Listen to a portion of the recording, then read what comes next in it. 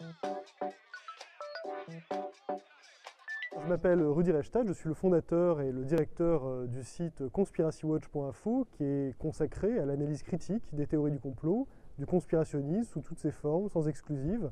Donc nous faisons un travail à la fois de vérification des faits, de fact-checking, debunking. Nous essayons de voir d'où viennent ces théories du complot, par où elles sont passées et surtout qui les met en ligne. La question des infox et des désinformations au sens large et la question de la haine en ligne sont deux questions distinctes, même si, évidemment, ces deux thématiques entrent en permanence en collision. Alors évidemment, il y a des leviers déjà existants dans la loi. La haine est pénalisée par la loi française.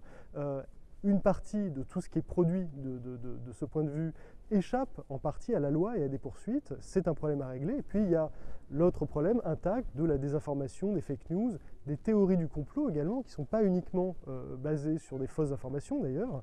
Nous proposons par exemple d'ouvrir la possibilité à des associations loi 1901 qui ont dans leur statut la défense de l'information, du droit à l'information, la lutte contre le complotisme et contre la désinformation, eh bien, de se constituer partie civile pour poursuivre des auteurs de propos complotistes qui monétisent leurs médias, qui ont une influence considérable et dont les idées qu'ils répandent eh bien, peuvent être dangereuses, peuvent constituer même un trouble à l'ordre public. Voilà, c'est l'une des propositions qu'on porte depuis maintenant 1 an et demi.